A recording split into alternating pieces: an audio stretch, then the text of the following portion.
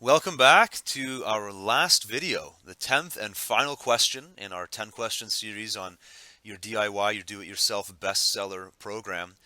And the last video, it was only going to be a 9-part course, and then we discussed amongst ourselves, didn't we, Brad, uh, the fact that there is another topic, and it's how will you prevent self-sabotage?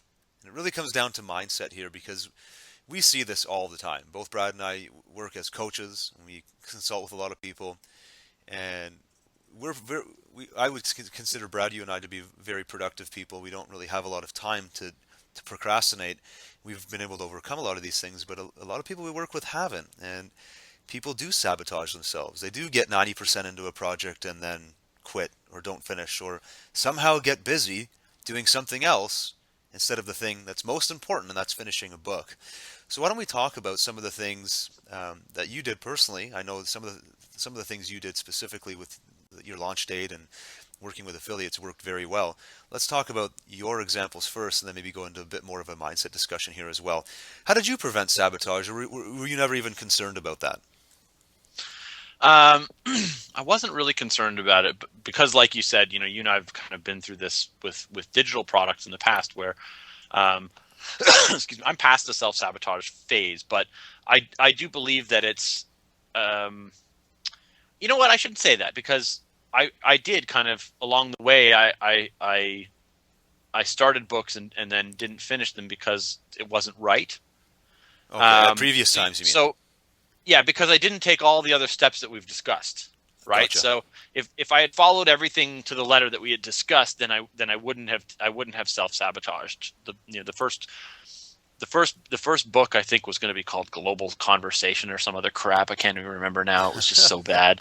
And so I self-sabotaged it because it needed to be self-sabotaged. um, um, so yeah, I guess I am guilty of it too. I think we're all guilty of it, but it was also, I think deep down in my heart I knew that it wasn't right. And so if you've done any of these steps and you felt like that it wasn't genuine, then you need to go back and revisit. I think that's the first part. The second part is once you've gotten to the point where your heart's in it, right? It's like anything. It's like going on a diet, right? If your spouse says to you, we should go on a diet, and you're like, yeah, we should, and then you all of a sudden get sucked into this diet, you're not going to feel awesome about it. But like if you one day you look in the mirror and you see a little too much fat, and you're like, oh my god, I got to change this, then you'll be motivated to do that. So your mind has to be in it. So you have to have taken all the other steps before this with pure honesty and not cutting any corners and not compromising any of those steps, right? Especially things like the provocative title.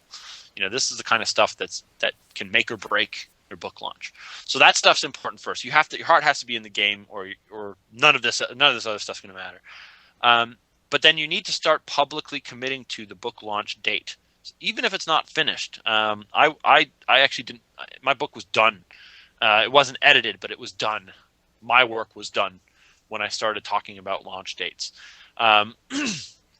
and I could have easily, written the book and not ever published it, not done the final edit round. I could have easily self-sabotaged or focused on something shiny and new in my business, which you and I are we do it all the time, right? It's not a bad thing. It's just the way we run our businesses. It's like one project leads to another one that's more lucrative than the one we originally dreamed up, and we keep following the money. You may do that with your book. So what I started to do was I started to publicly commit. And Cialdini talks about this in his influence book, right? Where by making public commitments and declarations, you now will align yourself with those pieces of information, or those, you'll want to become honest to your word. It's an identity Um, you've given yourself, and human beings are inclined to keep the identity that they claim for themselves. So you start telling yeah, everybody that you're doing this now you have to, or else you're a liar, and that's too exactly. painful. What I started doing was I started announcing it to my list with the calendar invites, with the hey, book's coming out on April 20th and all that kind of stuff. And I started announcing it on Facebook to my friends through social media and that kind of stuff, and even like old high school friends commenting on that made me want to make sure that I followed through. It's a stupid thing that what motivates us, like people that I hated in high school are now motivating me to get my book done. But like, somehow it works, right? People, you say, my book's coming out on this date, and people that doubted you once in your life are commenting on that. That's going to actually solidify that commitment to do that. It's a stupid little thing, but we're all motivated by different things. For me, it's not always money. Sometimes it's, I'll show them. So sometimes Everybody's you have like to kind that. of, Yeah. Yeah, yeah, totally. sometimes you have to think about it that way. And then the other thing that I did that was actually probably the most powerful was I had a talk to do in Raleigh, North Carolina, and I announced my book launch date on stage. And I put a slide up that said, I even was so bold as to say, I was doing an about me, as you do in your talks. I was doing my slides and I was doing a little bit of an about me. And I said, and then just recently I got to #1 on ClickBank in my category for this. And my hope is that next year I'll be able to come to you and tell you this about myself. And I immediately showed a screen that had a cover of my book, and it said, best-selling author, something like best-selling author, and had the book launch date, and all in one slide. I literally declared, long before I had any expectations of how well the book was going to do, that I was expecting to be a bestseller. So I not only declared that my book would be out on that day, but I declared that I was going to bring my awesomeness to make it a bestseller. So I really put my my reputation on the line by saying that, because saying that your book is going to launch on a certain day is easy, right? You release your book and it's launched, right? Nobody bought it. Your mom bought it, But you still but follow through on your goal. yeah, exactly. So I actually took it a step further, and I declared that I was going to make it a bestseller. And I said, I'm hoping for this. I didn't say I'm guarantee I'm going to do this, or I'll pay each and every one of you $1,000. It wasn't like that. It was just by committing to doing that, right? It's like saying I'm going to win this race. Well, Yeah. now you're going to train harder to win the race because you want to win it. So, publicly declare that you're going to do that. Publicly declare what your goal is for the book, not just that it's going to be out, but what it's going to do. Yeah. And whether that's by, maybe you don't have a platform where you can show up on a stage and tell 200 people that you're going to have your book out on a certain day. Maybe that's a YouTube video that only 20 people watch. It's still you making a commitment to have these goals in line on this day. And you'll be amazed at how your brain will work to make those things happen when you declare them in advance. If you Absolutely. don't, your brain will find all kinds of shortcuts and reasons why you don't have to do this. But if you Yeah. tell everyone you're doing it, that changes the whole world for you. Now you have to. You have to follow through.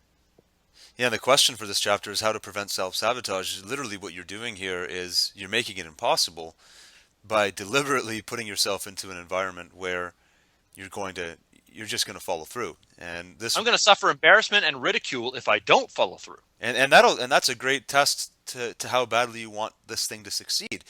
Again, that you picked up a program here called DIY bestseller. You're not just dabbling. You want to become a bestseller, so you need to be willing to do what it takes to get to that status. And I think I've told you this story before, Brad, but I used the exact same principle years ago, 4 or 5 years ago, when I was doing a fundraiser, and I declared in a local paper a local goal, but that there was still tens of thousands of people who read that paper, that I was going to raise a certain amount of money for a charity. I declared I was going to raise $25,000 for a kids charity in 17 days, because that was the day this particular drive or fundraiser was ending. And long story short, I fell short of the goal quite a bit. I raised $7,200, but that was $7,200 I wouldn't have come close to raising without that public declaration. I remember doing, after that article in the paper, I was just freaking out. I was like, why would I do that? I was so mad at myself. But I remember walking into high schools and public schools and all different kinds of organizations, doing this talk, like just speaking to whoever would listen to, saying, here's what I'm trying to do. Things I never would have dreamed of doing if I just kind of silently set the goal. If I just said, oh, it'd be kind of nice if I was to raise this money. Because I had told so many people I was going to do this, I found myself on a daily and sometimes hourly basis, and sometimes staying up all night long, doing things that I just wouldn't have done before, because of that public declaration, because of basically making the commitment before the result. And it literally forced me to do things that I never dreamed were possible, which is pretty cool when you think about it. And I'm still, to this day, that's one of my more proud accomplishments, that $7,200, because I know for sure, had I not done that public declaration, it probably would have been a couple $100 that I raised, if that. Yeah. My hope was to be number one on Amazon for at least an hour. Right. Right. And I got to number 40 on Amazon. So I made the top 50. I made the top 40. I made the top 100. I didn't get to number one, but I made it into all these lists. So I didn't get to my ultimate bestseller goal either.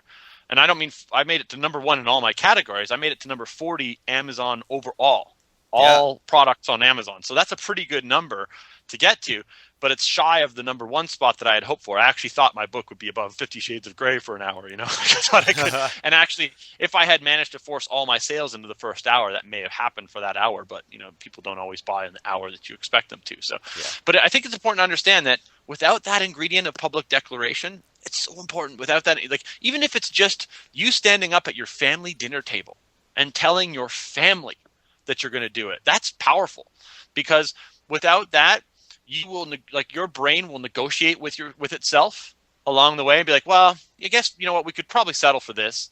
And we didn't tell anybody we were going to do it this way. So why don't we change this? And you'll bit by bit, you will negotiate with yourself for a compromise. And if you make that declaration, you won't. It's just that simple. Yeah, it's powerful. I mean, this goes way beyond publishing a book. This concept works for any area of your life where you want to make a permanent and lasting change. So use it in the context of writing your book, but I'd recommend using it everywhere where you want to have some really big changes happening in your life. That is a great summary, and I'm so glad we decided to include that 10th video, Brad, because I think without it, this whole DIY project for people could fall short. You could do all those things we talked about, right up to the publicity step, but if you don't go to work on getting your book out there and doing all the things we recommended in the previous 9 videos, there's a very good chance that the whole DIY bestseller will fall short. So do whatever you possibly can to hold yourself accountable to doing what it takes to making this an awesome project for yourself and making it a bestseller. Do you have anything to add before we close off? I just want to say, for everybody who's gone through this, I want to wish you the best of luck with your process. I know that we can obviously sit here with the benefit of hindsight and give you all the tips. You're going to have to obviously break a lot of ground for yourself. Hopefully this has provided a bit of a blueprint to make that easier for you. But I think I speak for both of us when I say that we really do hope that you actually follow through on this and become a best-selling author. And if you do, we would love to hear from you. If this has been helpful to you, or if you've been able to implement some of these elements and it's assisted you in your book launch, please reach out to Justin or myself through Twitter or Facebook and let us know. We'd love to hear from you. Thanks very much for watching.